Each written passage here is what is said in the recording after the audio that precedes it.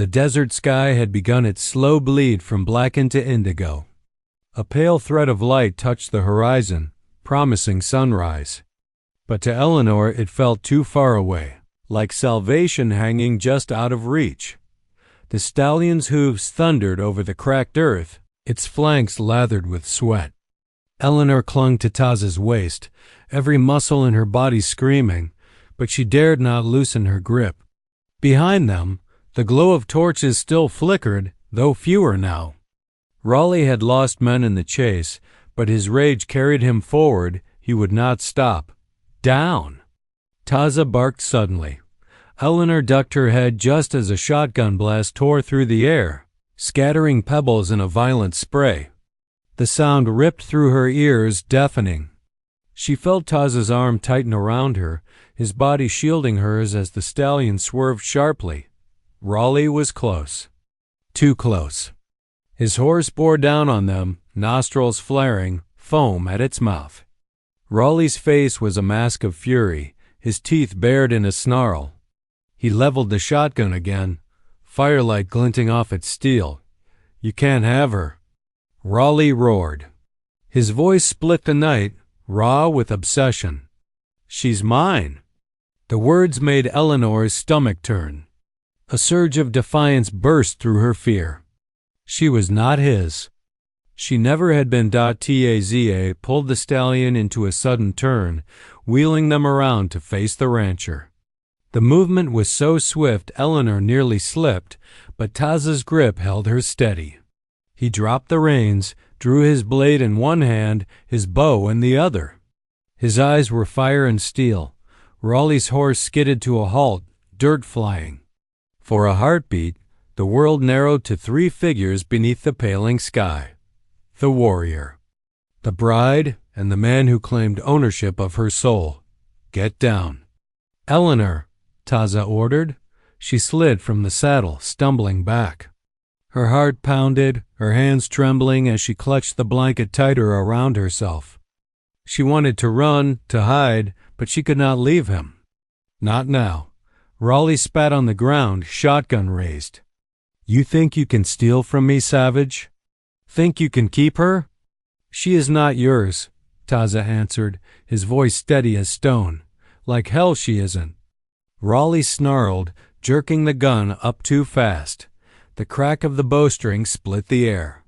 Taza's arrow flew, striking the barrel of the shotgun and sending it spinning from Raleigh's hands. The weapon clattered uselessly to the dirt. Raleigh roared in rage, leaping from his horse. He charged, fists clenched, a knife flashing in his hand. The two men collided in a storm of violence, blade against blade, strength against strength. The clash rang sharp, echoing across the desert. Eleanor watched, frozen, as sparks flew with each strike. Taza moved with lethal precision, his blade slicing through the air in arcs that seemed almost too fast to follow. Raleigh fought like a cornered animal, wild and vicious, his knife slashing, his fist swinging. They grappled, locked chest to chest, straining. Taza's blade nicked Raleigh's arm, drawing blood, but Raleigh only laughed, shoving forward with brute force.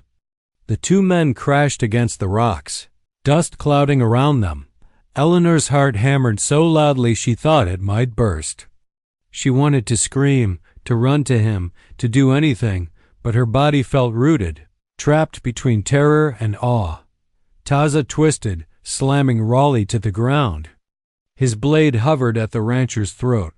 For a breathless moment, victory seemed within reach. Then Raleigh's fist struck like a hammer. Taza staggered, his blade clattering from his grasp. Raleigh surged up, knife gleaming, a mad grin splitting his face. Eleanor's cry tore from her throat. "No!"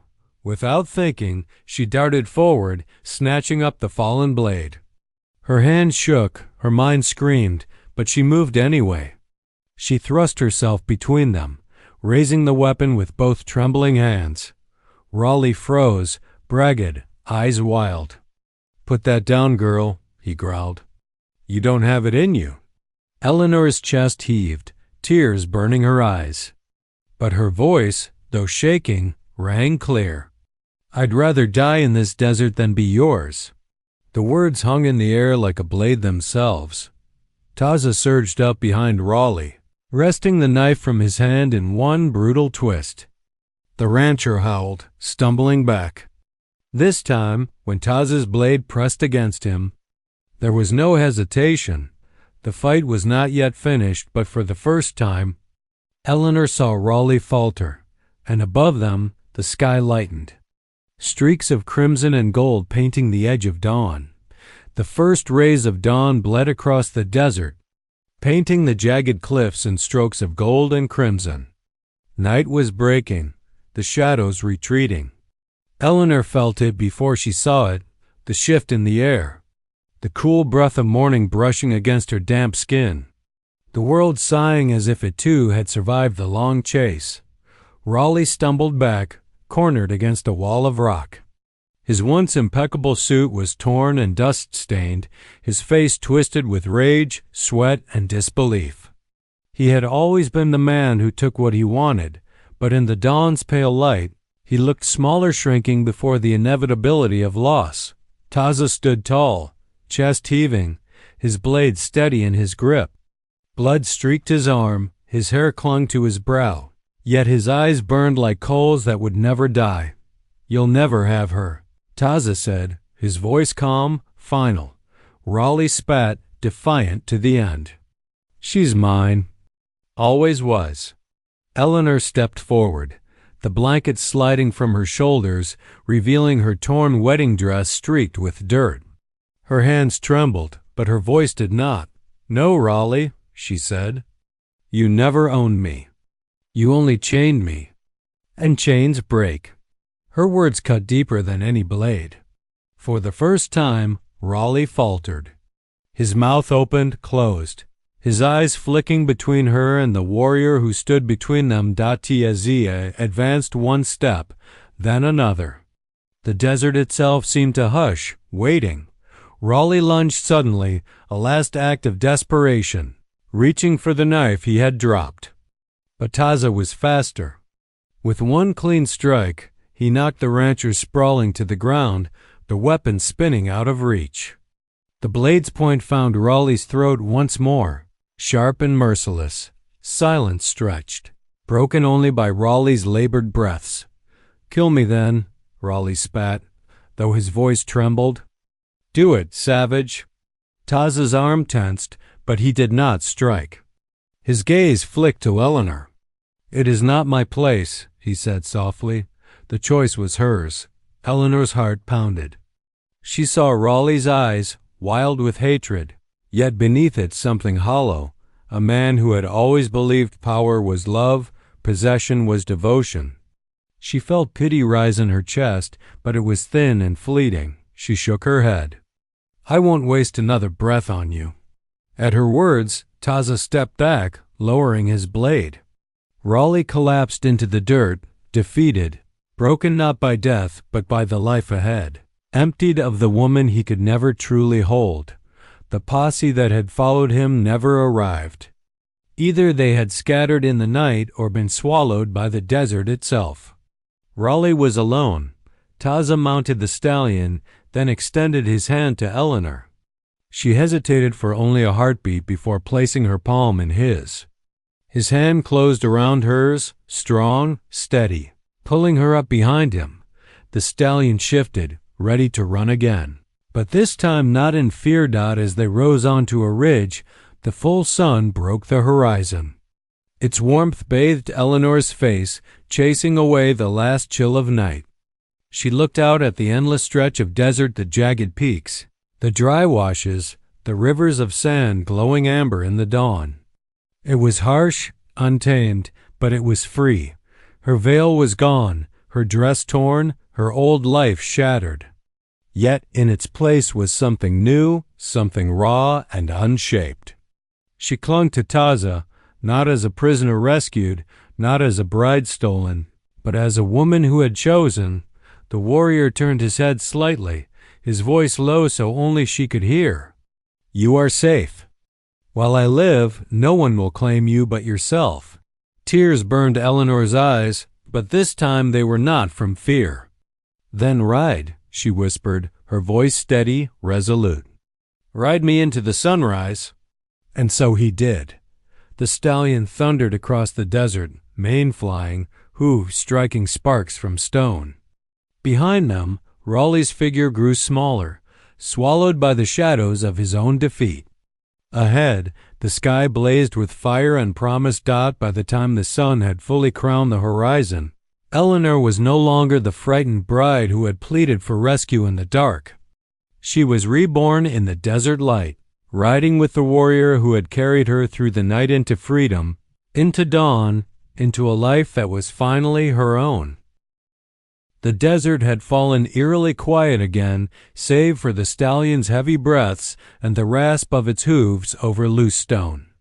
They had ridden until Eleanor's body felt like it would break apart, her muscles screaming, her throat raw, her mind teetering between exhaustion and fear. Yet Taza never slowed until the canyon walls opened into a hidden alcove, shielded on three sides by towering stone. He dismounted first, fluid as a shadow, then lifted Eleanor down as though she weighed nothing. Her knees buckled at once, and she would have crumpled had his arm not steadied her. His touch was firm, but not lingering, the kind of strength that held her up only long enough for her to find her balance. "Sit," he said simply. She obeyed, sinking to the ground near a flat rock. The stallion lowered its head to drink from a shallow trickle of water that seeped through the stone life in the midst of barrenness. Taza crouched nearby, striking flint until sparks caught on a bundle of dried grass. A flame leapt, spreading to twigs until a small fire glowed. Painting their faces with shifting light, Eleanor pulled the blanket tighter around herself, trembling as the night air cut sharp against her skin. For the first time since her flight, her fear gave way to exhaustion. The adrenaline that had carried her through the chase now drained, leaving her hollow, shaking. Taza sat across from her, silent as the flames danced between them. His gaze, steady and unyielding, seemed to weigh her soul. "You run far," he said at last. She licked her lips, her voice hoarse. "Not far enough."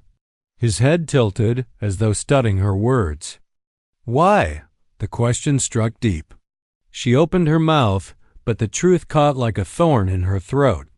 She could say nothing, and yet she could say everything. The silence stretched, heavy and unbearable. Finally she spoke, her voice breaking. "My father sold me." The words spilled out like blood from a wound. "Not for money, but for land.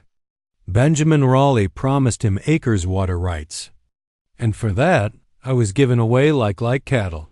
Her chest shook, and she pressed her hands to her face. "I thought I could endure it. I thought, if I kept my head down, if I was obedient, it would pass. But the moment I stood beside him, I knew. He would break me. He would make me small until I wasn't even myself anymore."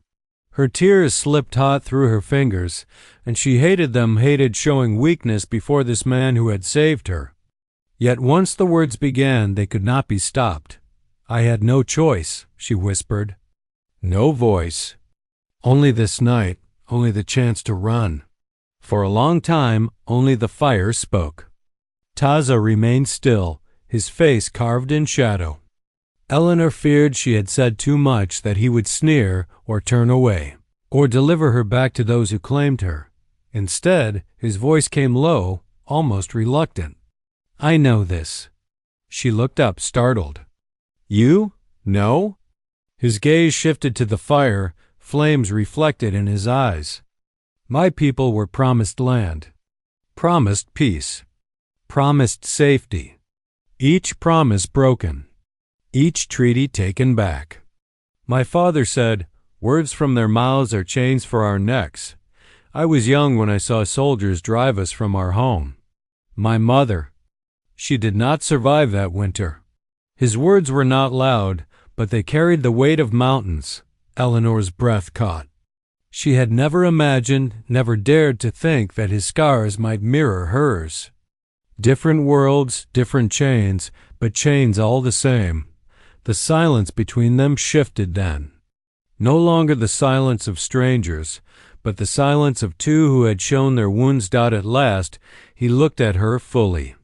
"No one will take you," he said, his voice fierce, steady, unyielding. "Not while I breathe." The promise struck her like a brand. She pressed her hand to her chest, where her heart thundered. No one had ever sworn such words for her sake, not her father, not her neighbors, not even the God she prayed to in the small church of her childhood. For the first time, Eleanor believed she might not be alone. The fire crackled, sparks rising into the endless sky. And though the night still pressed heavy, the terror of pursuit clawing at the edges of her mind, a small ember of hope glowed within her, fragile, but alive. The fire had burned down to embers, its glow faint against the endless dark. Eleanor sat curled in the blanket, eyes heavy, though sleep never truly claimed her. Every snap of wood, every sigh of the wind made her flinch. She listened to the steady breath of the stallion, the occasional soft clink of Taza sharpening his blade. That sound, rhythmic and sure, was the only thing that steadied her. But even blades could not cut the silence that followed. Silence too deep. Silence too purposeful. Taza froze mid-motion, his head lifting. His eyes narrowed toward the canyon mouth. He did not speak, yet Eleanor felt his stillness ripple through her like a warning. Then she heard it, the muffled crunch of boots over gravel. Many boots. The faint jingle of spurs.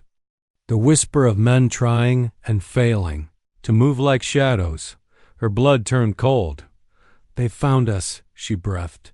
Taza's eyes flicked to her. Sharp as a hawk's. "Stay low." He doused the embers with a swift kick of sand, plunging them into darkness. The sudden loss of light swallowed them whole, the stars the only glow above. Eleanor's breath quickened, but she pressed her body flat against the stone, clutching the blanket as if it could make her vanish. Raleigh's voice split the night, ugly and gloating. "Thought you could run forever, girl? Thought some painted savage could keep you from me?" His boots scraped the stone as he stepped into the alcove. Torches flared behind him, carried by half a dozen men. Their faces were hard with anger, rifles glinting. "This ends tonight." Eleanor's chest seized, panic clawing at her throat. She wanted to cry out, to beg them to leave her be, but Taza's hand closed over hers in the dark. His grip was steady, commanding. The same vow lived in it. "Not while I breathe." "Now," he whispered, and yanked her to her feet. The stallion reared, whinnying sharply as if it too sensed the trap. Taza hoisted Eleanor into the saddle before swinging up behind her. Shouts rang out, "There! Don't let them escape!" as gunfire cracked. Sparks showered from stone as bullets ricocheted. The stallion lunged forward, powerful legs eating the ground. Eleanor clung to Taza, the wind ripping her veil into tatters. Behind them, Raleigh cursed, spurring his own horse into pursuit. The posse thundered after, torches blazing like a river of fire snaking through the canyon. The chase was madness. Gunshots echoed, hooves pounded, shouts bounced off the canyon walls. Eleanor could feel every jolt of the stallion's muscles, every breath of Taza as he leaned low over her, guiding the beast with inhuman precision. "Hold tight." He barked. The stallion leapt a fallen log, soared over a narrow gully, skidded around loose rock. Bullets whizzed past, one so close Eleanor felt the heat of it against her ear. She stifled a scream, pressing her face into Taza's chest. "They'll kill us," she gasped. "Not if we ride faster than their courage," he answered, his voice fierce. And so they rode, harder, faster, until Eleanor's bones ached from the pounding. The desert opened before them, wide and merciless. The torches behind grew smaller, though still they followed, flames bobbing like angry stars. Taza pulled his bow from where it hung across his back. With one arm guiding the reins, he knocked an arrow and turned, loosing it in one motion. A scream tore through the night. One of Raleigh's men toppled from his horse. Another arrow followed, striking a torch and plunging half the posse into darkness. Still they came. Raleigh himself urged his mount forward, closer, shotgun raised. His face twisted in rage, lit by the glow of fire. Eleanor's heart slammed against her ribs. "He'll never stop," she whispered. Taza's answer was a growl. "Then we ride until he breaks." The stallion surged as if it understood, muscles burning, breath heaving. The desert wind howled in Eleanor's ears, tearing away the last remnants of her veil, stripping her to nothing but herself bare. Trembling, alive, the horizon ahead began to pale, faint streaks of silver brushing the sky. Dawn was coming. If they could reach it, if they could outlast the night, they might yet survive. But Raleigh's shadow still hunted them, relentless, closing, promising no mercy. The final ride was not over. The desert night was never still. To Eleanor it seemed alive with whispers, the rustle of sagebrush in the wind, the distant yip of coyotes, the scrape of stone beneath hooves. Each sound carried the weight of dread, for she knew Raleigh would not let her go quietly. Men like him never surrendered what they claimed. Taz, the Apache, had given his name only once, clipped and firm tightened the reins on his stallion. The great animal shifted beneath Eleanor, restless with the scent of danger. She clung to the warrior's waist, her cheek pressed against the cool leather of his vest, the steady rhythm of his breathing her only anchor against fear. "They will come," Taza murmured, as though reading her thoughts. His voice was low, meant more for himself than for her. "A man who thinks he owns you will chase until his horse breaks." The words chilled her. She could almost see Benjamin Raleigh's face, twisted in rage, sweat streaking his temples as he barked orders to his hired guns. He had money, power, and men loyal to his pay. And she had nothing but a stranger's promise. The stallion surged forward, hooves drumming across the desert floor. The stars above blurred into streaks of silver. The wind whipped Eleanor's hair free of its pins, lashing it against her face. She bit her lip to keep from crying out, her fingers digging into Taza's belt. Hours passed like moments, the desert vast and merciless. They crossed dry riverbeds, the cracked earth white as bone, and skirted jagged cliffs that loomed black against the sky. Taza rode as though born of the night, guiding the stallion with subtle shifts of his body, every movement precise and sure. Eleanor could do nothing but hold on. Then faint at first, but unmistakable the echo of hooves behind them. Eleanor's blood ran cold. She twisted, peering over her shoulder. In the distance, far back but closing fast, lanterns bobbed like malevolent stars. Voices carried on the wind, rough shouts, curses, the metallic rattle of spurs. "They've found us." She gasped. Tiazie did not look back. His jaw tightened, and with a sharp command in his tongue, he urged the stallion faster. The horse answered, muscles rippling, mane flying. Dust kicked up in a storm behind them, but still the lanterns pursued, relentless. Eleanor clung tighter, terror clawing at her throat. "What will we do?" "There are too many—" "Quiet!" Taza cut her off, his tone calm but edged with steel. "Your fear is loud. Do not feed it." She bit back a sob, forcing herself into silence. His words were not cruel. They were truth. Panic would only slow them, weaken them. She pressed her face into his back, breathing with the rhythm of his movement, trying to draw strength from his steadiness. The chase grew louder, the gap shrinking. Gunfire cracked in the distance, bullets striking sparks from stone. Eleanor flinched, a cry tearing from her throat before she could stop it. Taza's hand reached back, gripping hers where it clutched his waist. His touch was firm, grounding. "They do not know this land," he said. "I do." With that, he veered sharply, guiding the stallion off the open trail and into a maze of sandstone outcroppings.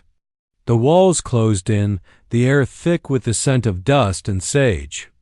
The stallion leapt narrow gullies, slid down loose slopes, climbed paths invisible to Eleanor's eyes.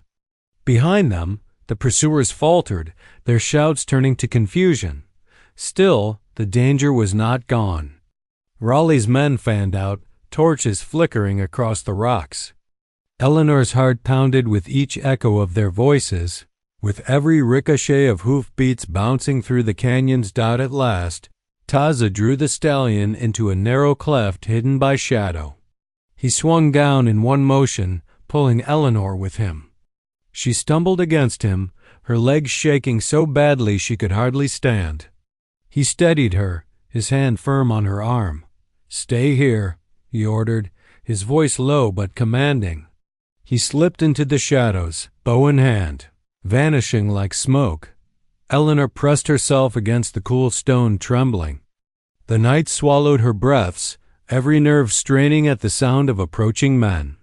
She wanted to run, to hide deeper, but she remembered his warning, "Do not slow us." "Do not cry out, Dot," so she waited, heart in her throat, clinging to the single fragile thread of faith that the warrior who had promised to ride her through the night would keep his word, and somewhere in the darkness, she heard the whisper of a bowstring pulled taut. The hunt had only just begun. The canyon walls rose, like jagged sentinels around Eleanor, their shadows swallowing the firelight of the pursuers' torches. Every echo magnified until it seemed as though an army of men closed in, their boots crunching on gravel, their horses snorting and stamping as the posse wound deeper into the stone labyrinth. Eleanor pressed her back against the cool wall, her fingers digging into the folds of her ruined gown. The night clung to her like a second skin, heavy and suffocating. Her ears strained for any sound of Taza, but he had vanished into the darkness as though the earth itself had swallowed him. Only the memory of his steady voice, "I will," until sunrise, kept her rooted to the ground instead of fleeing in blind terror. Spread out. A harsh voice barked. Raleigh.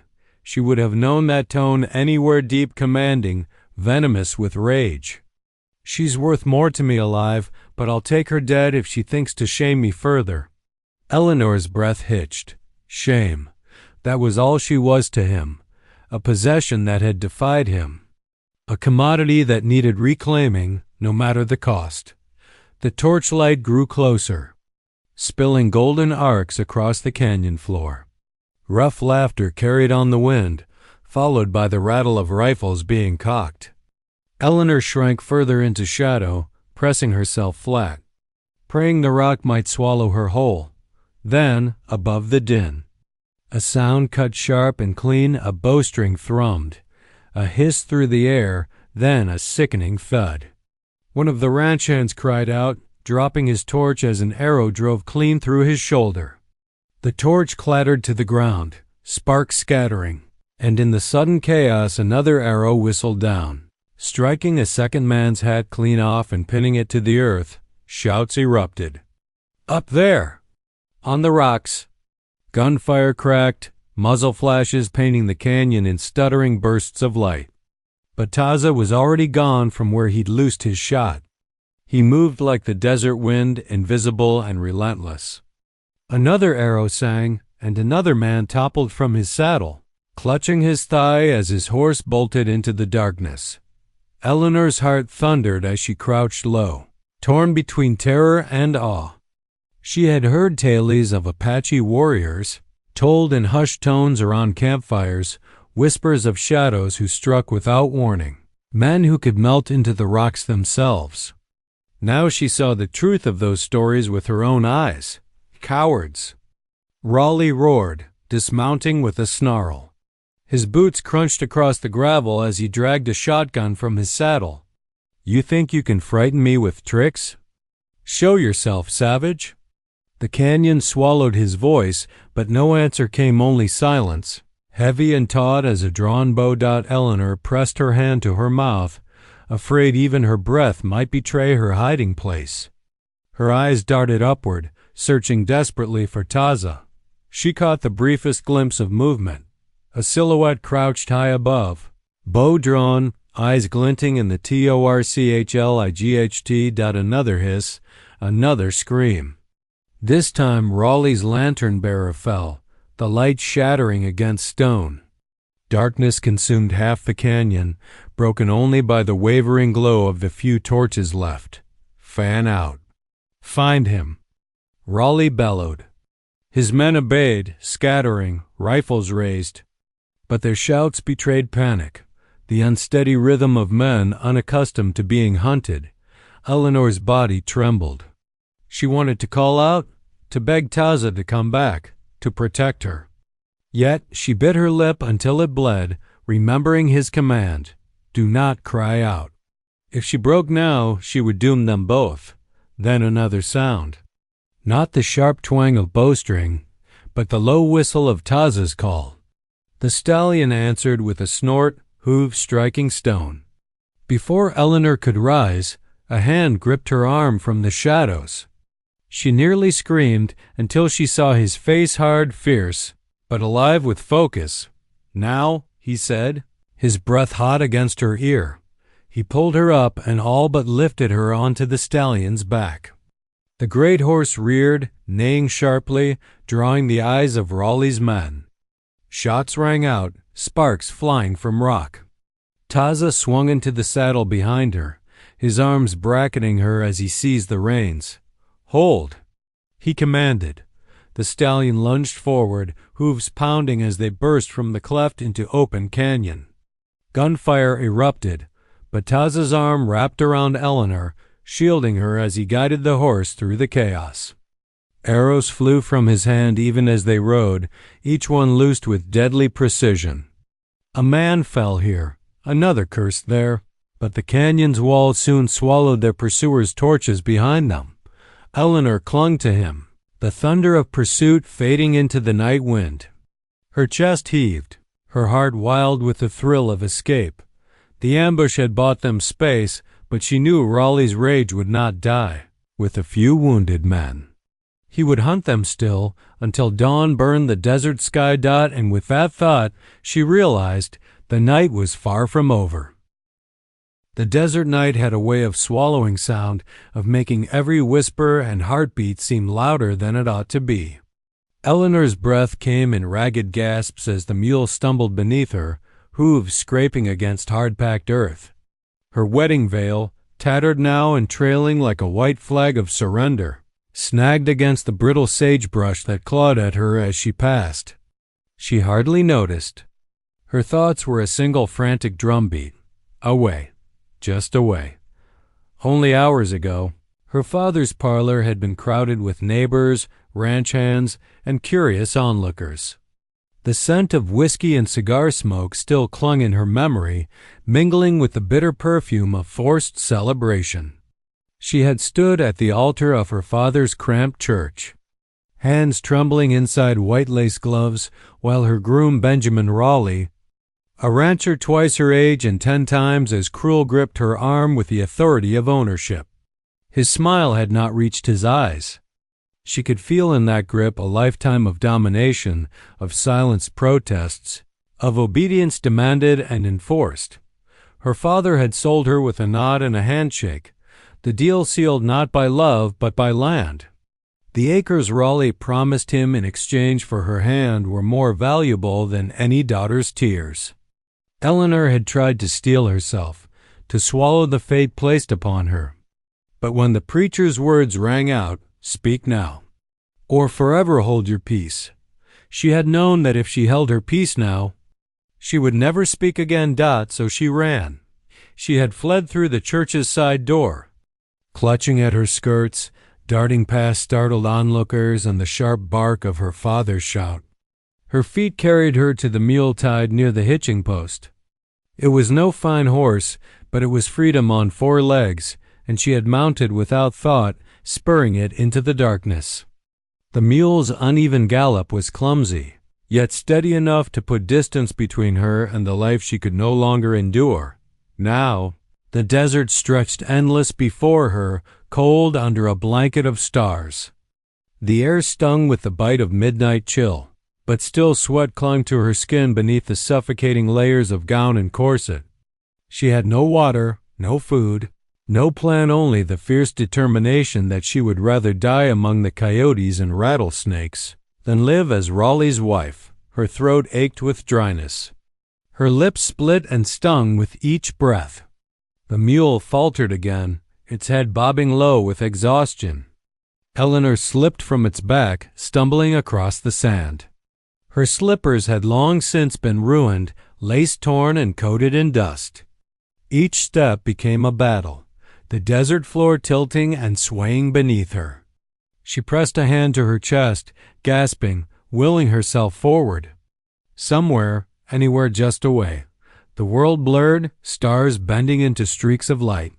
She thought she heard laughter, or maybe it was the echo of Raleigh's voice, cruel and mocking. Her knees buckled, sending her sprawling into the dust.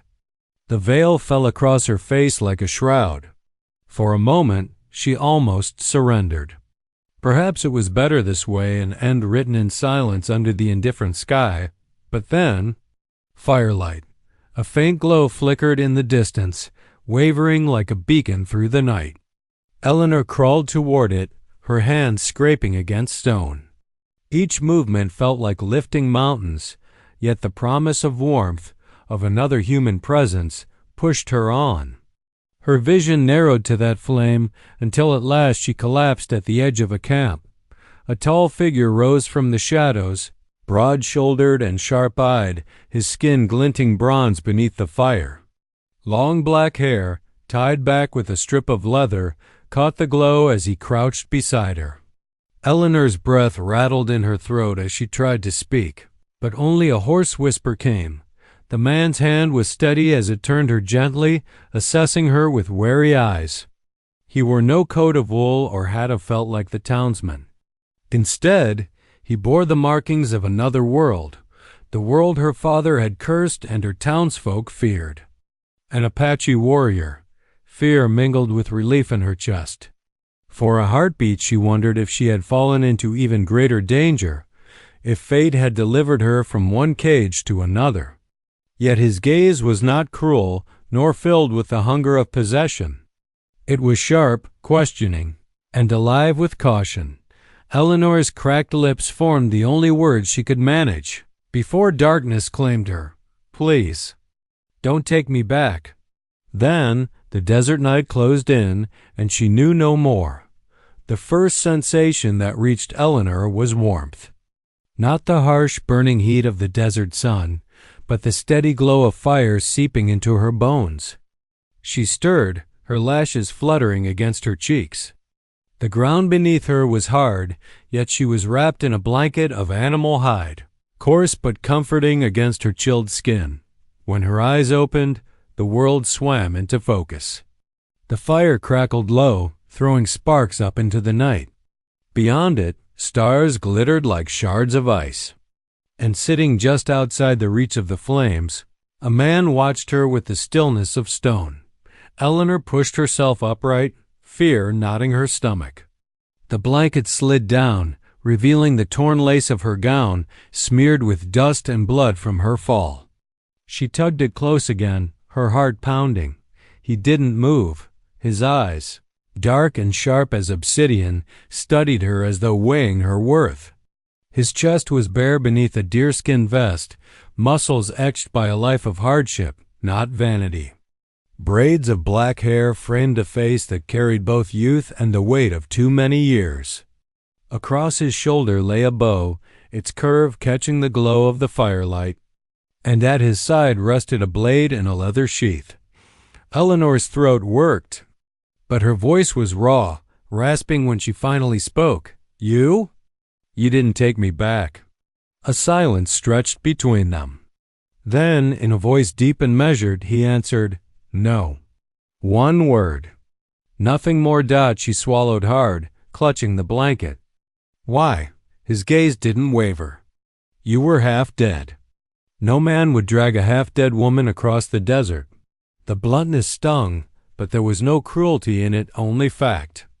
Eleanor lowered her eyes, her fingers twisting into the hide. The fire popped, filling the stillness between them. She tried again, softer this time. What will you do with me? He leaned forward, resting his forearms on his knees. The fire carved shadows across his face, highlighting the sharp planes of cheek and jaw. I ask myself the same. White woman alone in desert, running in a wedding dress. His voice carried an edge of irony. You do not belong here. Her cheeks burned. She felt stripped bare, every secret of her flight exposed by his observation. She wanted to tell him everything, that she had been sold like cattle, that her father had betrayed her, that Benjamin Raleigh's hands would have broken her spirit in a month's time. But her pride caught in her throat. This man owed her nothing. Still, desperation pushed her forward. Please, she whispered, her voice cracking. If they find me, they'll take me back. I can't go back. Not ever. His eyes narrowed, the fire's glow reflecting in their depths. She faltered, then forced the words out. My husband. No, not husband. Not yet. I ran before the vows were done. He's searching for me, I know it. The warrior sat in silence for a long time, his expression unreadable. At last he spoke. You ask me to stand between you and your people. She nodded, trembling. Ride me through the night, she pleaded, the words spilling from her in a rush. Just until sunrise. Help me escape them. After that, I don't care what becomes of me. The warrior's eyes searched hers, as though probing for truth or deception. Finally, he rose to his feet in one fluid motion, towering above her. His stallion stood tethered nearby, a great dark beast with a mane like flowing ink, its eyes glinting with firelight. He placed a hand on the animal's neck, then looked back at her. I will, he said at last, until sunrise burns the desert sky. Then your path is your own. Relief flooded Eleanor so swiftly that tears stung her eyes. She clutched the blanket tighter, nodding through her sobs, but his voice hardened as he added, If you slow us, if you cry out, if you bring death upon my horse, then I leave you. Understand this. She nodded again, though her chest ached with fear. She would not slow him. She would cling to that stallion like her very soul depended on it, because it did. For the first time, a flicker of something softened in his gaze. Not pity, but perhaps recognition of pain, of desperation, of the will to survive. The fire crackled. The desert wind moaned, and above them the stars wheeled on. Silent witnesses to the bargain struck between a runaway bride and a solitary Apache. Until sunrise, she was his burden.